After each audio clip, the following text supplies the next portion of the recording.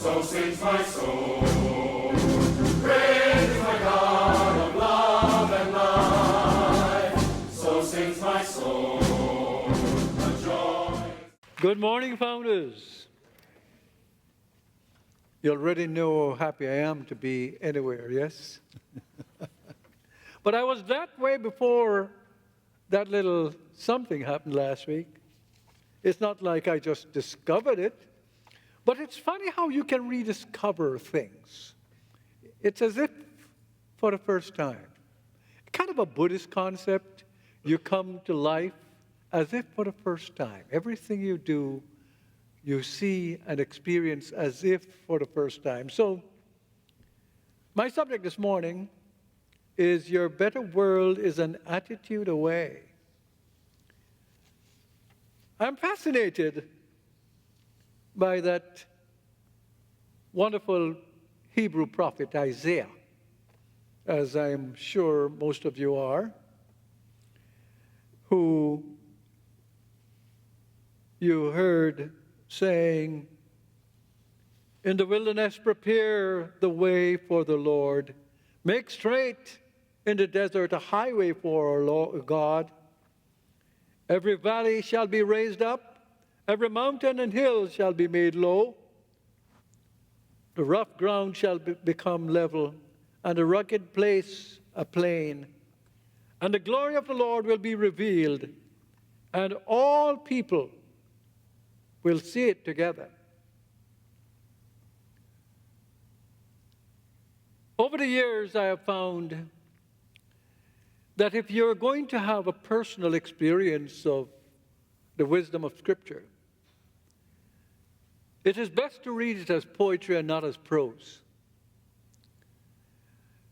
Whether something really happened or didn't happen, did Jesus really walk on water? Did Moses really part the Red Sea? Was the sky once a dome that had peepholes called the stars in it? Can the sun stand still in the sky? If you begin to read it as prose, you may have a tendency to say, "Oh, balderdash, let me throw it all out. It makes no sense." But once you begin to read it poetically, symbolically, it begins to tell you of a sky, of a world that is within you. And so within us, each day, are the hills and the valleys and the rough grounds and the experiences we come across. And oftentimes, we may be overwhelmed. I saw this morning briefly on a news clip that there was this really successful rock star. I didn't get his name. I don't really know him. But they showed a clipping of all the people who were excited by his work. And he was being interviewed. That was just a clipping of what the interviewer was getting at.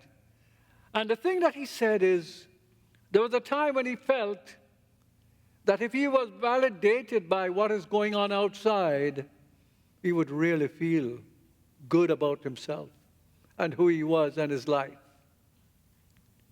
And he said it didn't do it. It didn't make any difference on the inside. And this is what people do not seem to understand. The purpose of Scripture, the purpose of spirituality, is not simply that everything around you is A-OK.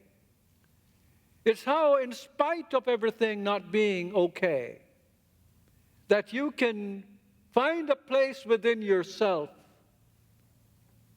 where you can ground yourself in a reality that is not touched by the comings and goings of life. Sunday, when I had that car wheel on my foot, and there was nowhere to go except I'm lying there, and a group of wonderful people run around trying to lift the car off my foot. And they lift it up, and it wasn't moving. And I say, "Don't lift the car, lift the wheel." It was God who kept me in calm. Yes, I was moaning in pain, but yes, I never knew what it felt like to have the full weight of a big car on me. And finally, inspired by a young woman who kept telling them, yes, lift the wheel, lift the wheel. They came around and they lifted the wheel off my foot. She asked me first, can you wiggle your toe? I said, yes. They moved the car off my foot. I was able to scoot out from under the wheel. And Cecile took me to the doctor. And there was not a bone broken. And if the car had gotten to any other place beside where it rolled on, I might not have a foot or I might not have a life, depending on where it rolled on. But what I'm trying to say to you is, whatever the comings or goings of life, there is an internal aspect of yourself that is really where you live. It's subjective. It is subject to your feelings. And so it's really important to understand what attitude is, that your attitude determines your altitude. It determines how far you can go. It is inescapable that we live from the inside out. That everything that is happening on the outside is being processed on the inside for us to know what we're experiencing and how to feel it. This is why you can go on an operation and the doctor can cut here and cut there and you don't feel a thing, because they have cut off your ability to feel and to sense and to know. It's not that your body isn't feeling the pain, it's that it's not registering. It is the reason why when there is some tragic something happening, as badly as you may feel and as weak as you may feel, suddenly you are summoned this strength of Samson, of Hercules, of God, and suddenly you can do things you never even imagined you could do. In the Bible, they don't call it attitude, they call it faith. And sometimes we do not understand how to translate the symbolism from one literature and one discipline into the symbolism that is most current for us now, like attitude, consciousness. These are things that ultimately mean the same thing. And when we begin to invert the truth that we live from the inside to think that we live from the outside, then suddenly we're manipulated by every change in the direction of the wind. Wherever the wind blows, there we go. And it blows the other way, there we go again. Why? Because we are allowing ourselves to judge not righteously. Not righteously. As Jesus said, judge not, but judge righteously. Judge righteous judgment. The right use of judgment is to realize that there is indeed a power greater than you are, a presence greater than you are, that is within you. So it is that your attitude is your story-telling consciousness. It tells your story, but it also creates your story. Do you know that? Your attitude creates your story. If you want to get a feeling for what your attitude is like, go look in the mirror and frown in front of the mirror. And is the mirror going to smile at you and say, wow, I like the way you frown? I don't think so. You get back what you give. And if in a moment, without anything changing, you decide to put this wonderful smile of happiness and goodness, suddenly the mirror does the same thing. And there is a truth to that we need to feel in the core. There's a truth to that we need to feel deep down within ourselves. Because your attitude is the mirroring law of life. It mirrors back to you what you put out there. You get back what you give. It's the law of giving and receiving, but we think giving and receiving has only to do with objects in our lives. You give that, you get that back. It begins at home, and home is not your house. Home is God's house. God's house that Jesus called the kingdom of God that is within you. It's a full possibility of all life that can make all the difference in your life. William James, the father of American psychology, brilliant philosopher and psychologist, the man who set up the first psychological practice in America. He said, the greatest discovery of my generation is that a human being can alter his life by altering his attitude. Attitude. Attitude involves thinking combined with feelings. Attitude is a summary of what Solomon spoke of when he says,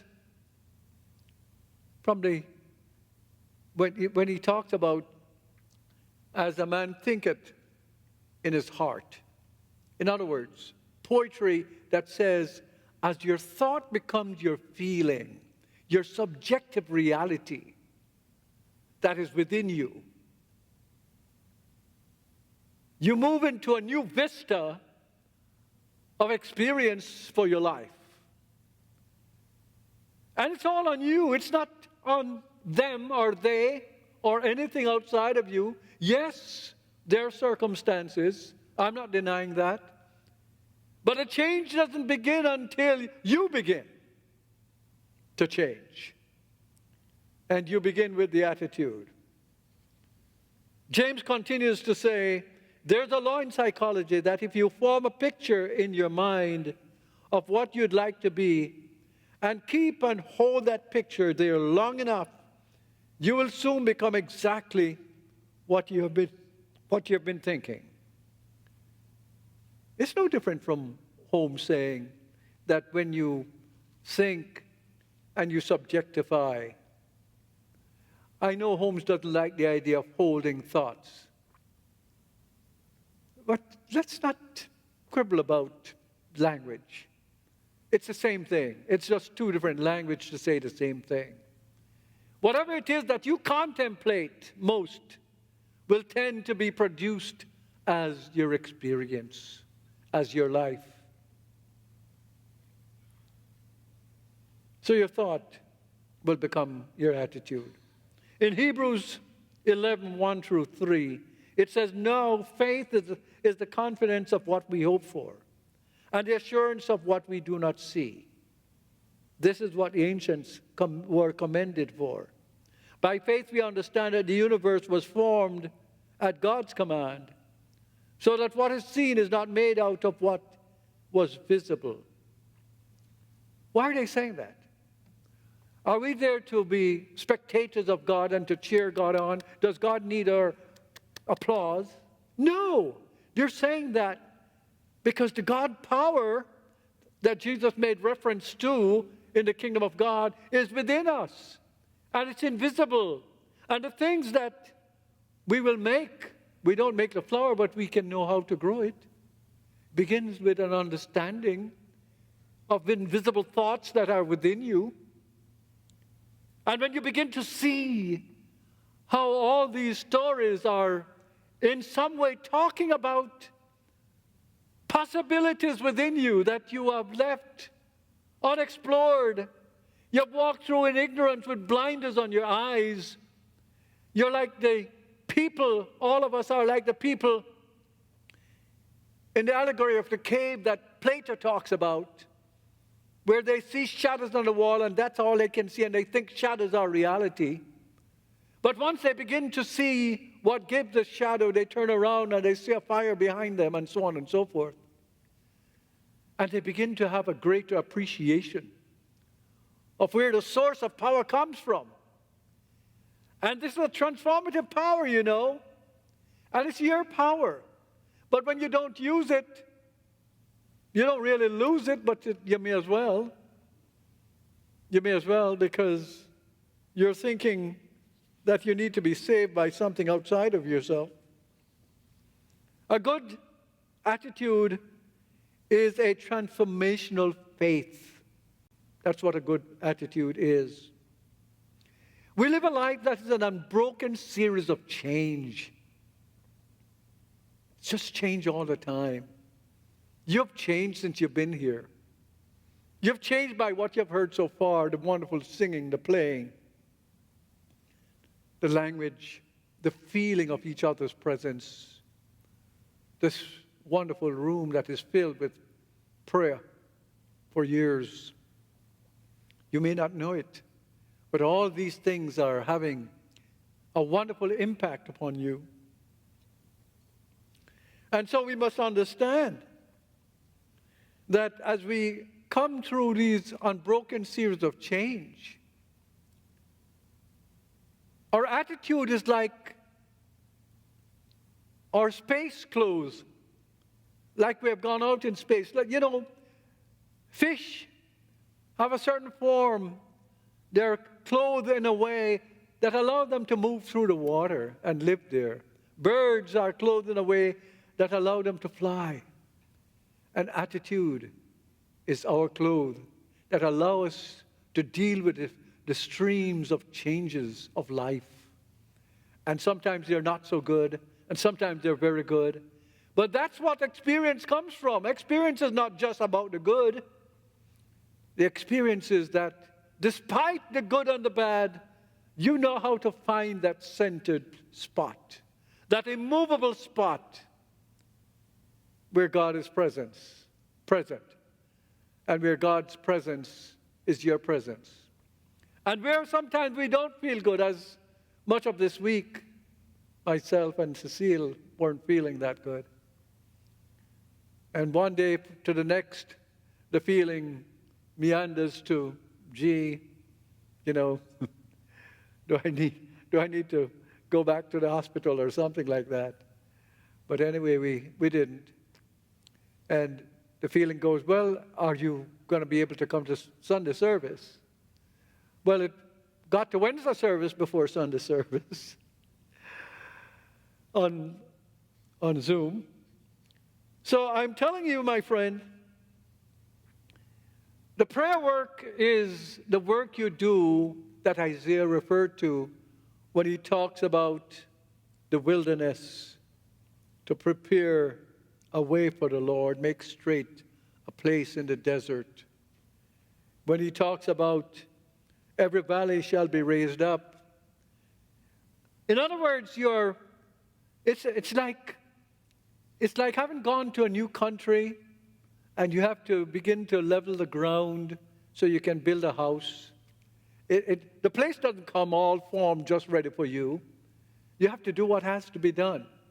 And prayer work is doing what consciousness needs, what the attitude needs for the new work you want to do, the further work that you want to express, the more of yourself that you feel is capable of being expressed in this world. And you're capable of doing that. I don't know why every time I look at my watch, I barely get through my notes and it's almost time to wind up. Ernest Holmes speaks of faith as a mental attitude. See? He did it too. It's a mental attitude. Why he calls it a mental attitude? Because your thoughts can give it direction. You can be feeling one way, but if you begin to do just the opposite of what you're feeling, I feel so bad I can't get up. Try getting up. Try getting up. William James says, the action will affect the feeling more quickly than your thought. Just try getting up. Try being strong enough when you don't feel strong enough. It's not easy, but that's the way it works.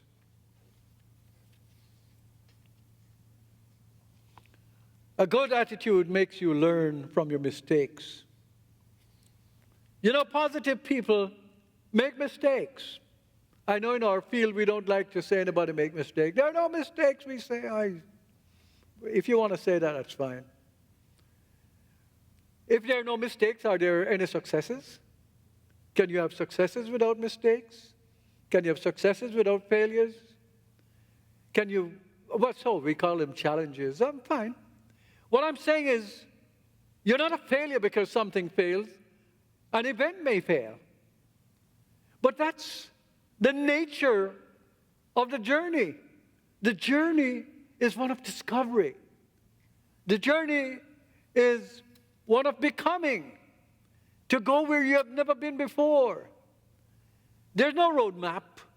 Yes, you're going to make mistakes, but the difference is you don't take the mistakes as failures. You take them as incidents for learning, occasions for learning. And once you begin to understand, okay, here's what I've learned from that, you let go the bad feeling through forgiveness, through gratitude, the gratitude of being able to see the truth. And the truth shall do what? Yes. And if the truth isn't setting you free, it's not the truth. The truth shall set you free to honestly say, okay, this is what happened to me. I didn't like it, but here's what I've learned from it. And to take on the attitude that now I'm wiser. I am not going to be victimized. You're learning that life is not always fair. It's not because you make an affirmation that life is fair all the time. God is fair all the time. This is fair. No, life is not always fair. Pain is part of life. Don't you all feel pain? Is there anybody who has never feel pain?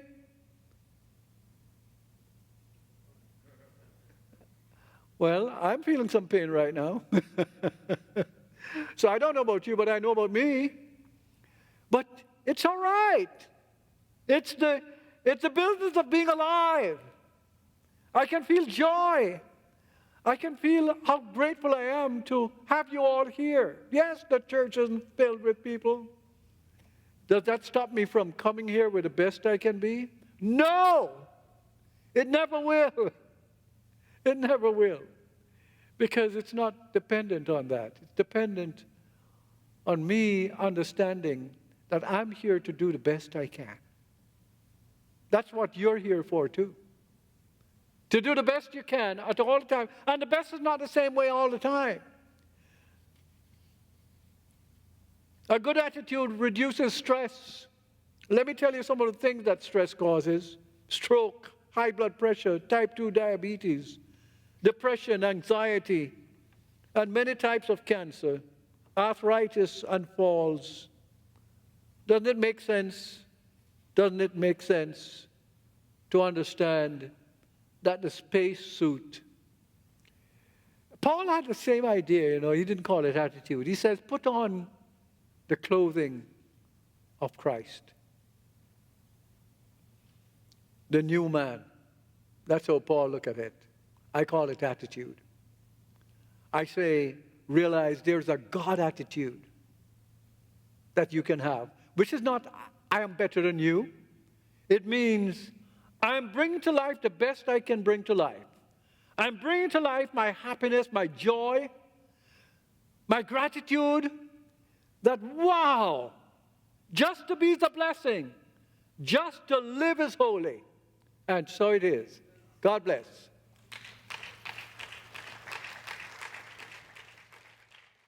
And Father, Mother God, how wonderful it is to be here to share this moment, this time with these wonderful people. To know that we have in common this sense of joy of keeping our center going, this wonderful place, this Church of Religious Science, Founders Church of Religious Science. Oh, we bless everyone that comes through this door and everyone that supports us. And we know right now that we bless the gift and we bless the givers.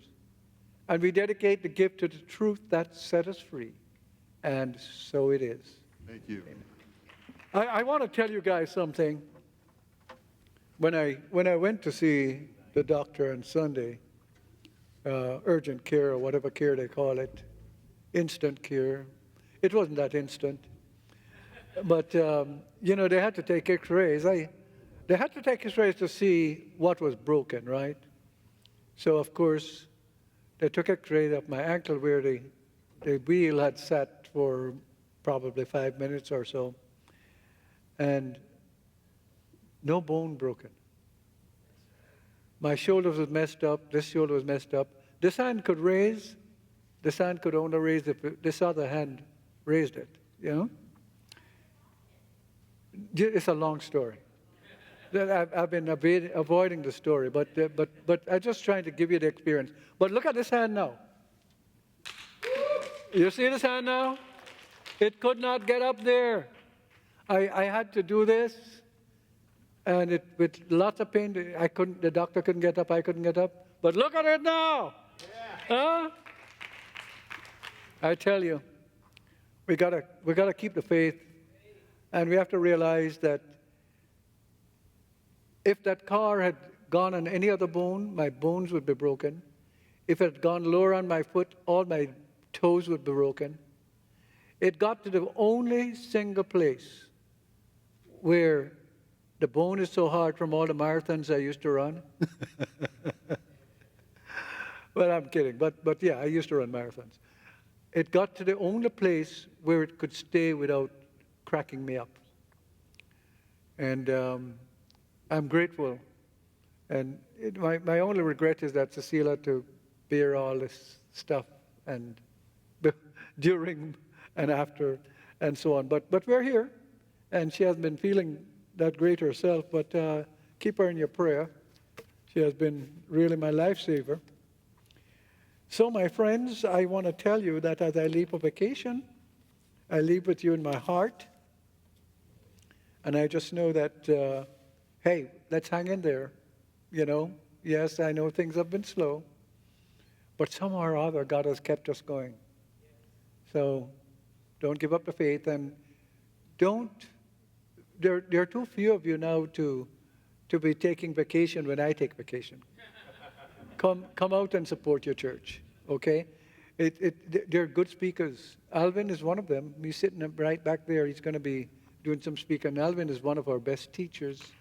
And yes, there's going to be Debbie Gale. And, Debbie Gale was married to Nirvana Gale, Dr. Nirvana Gale, who died a few years ago. And we all go way back. Debbie and Nirvana Gale and Michael Beckwith were once my student way back when we were at Guidance. Nobody knows that, but it's true. And Nirvana and Michael made Agape together. So, Michael has been the big star and he gets all the credit, but Nirvana was right there. And Debbie was right there with them. And she's here now doing her things, and she's excellent. And then there's Dan Wenzel, and Dan is our only member who is in School of Ministry. And so he has been coming up and doing stuff from time to time, and Dan is wonderful.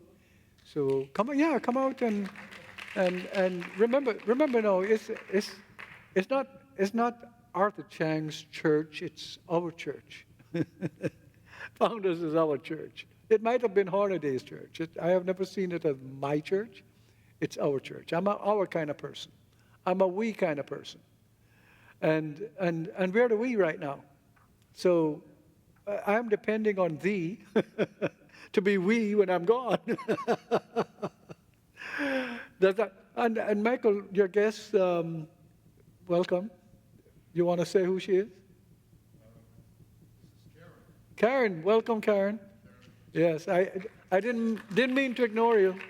We appreciate your presence here. I hope you enjoy the service. Of course, I know you'd enjoy Michael.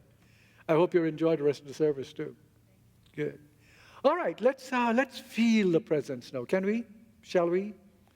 And just know that where we are, God is.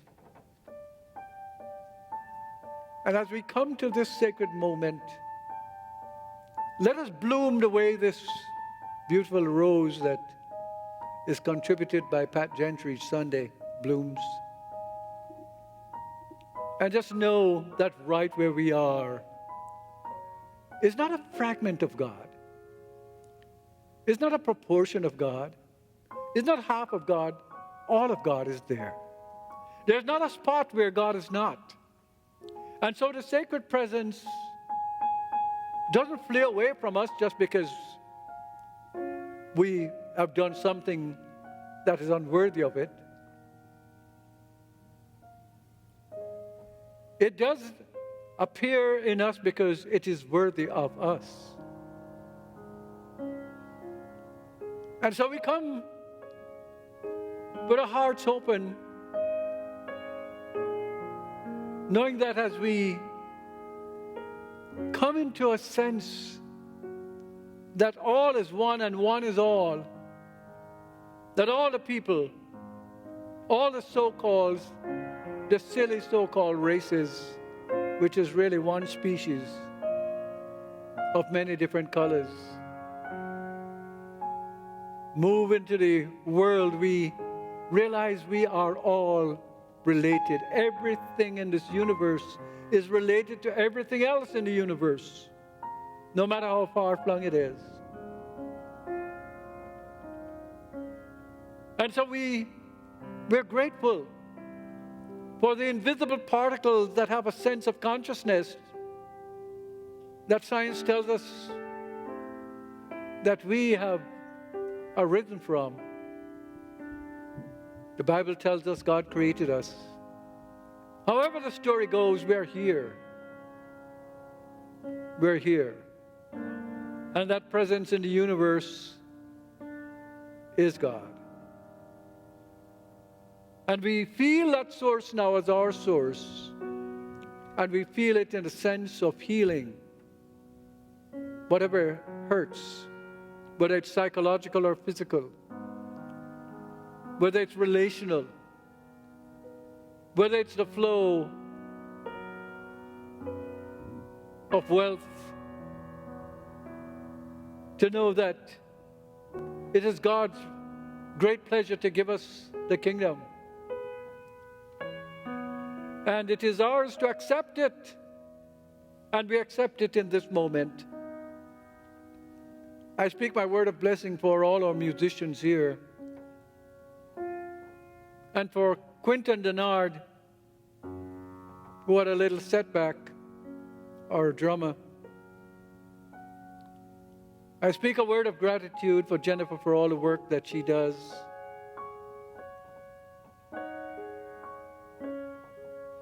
I thank Rob for all the extra notes that he plays to keep us going.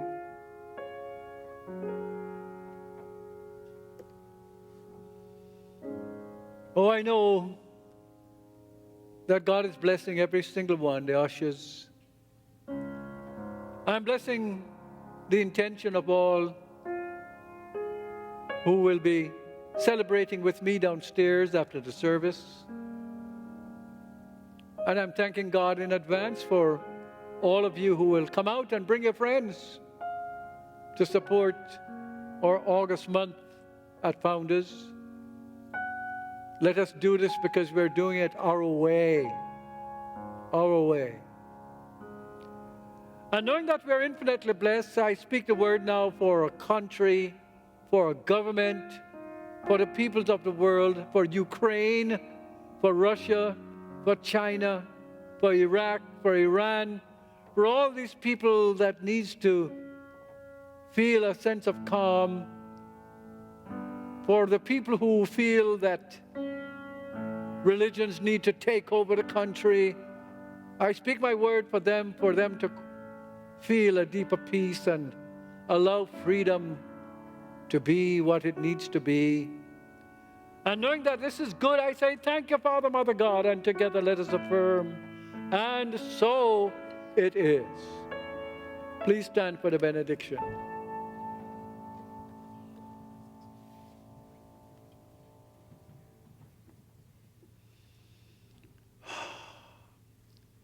Father, Mother, God, we give thanks for all these people. We know that they have been here doing the work and keeping all the blessings going to make this wonderful church still possible. I've already recounted all the different people who are here, our congregation, and all the support people in what they do. And so we know that we are infinitely blessed, and I give thanks for it, and so it is. Amen.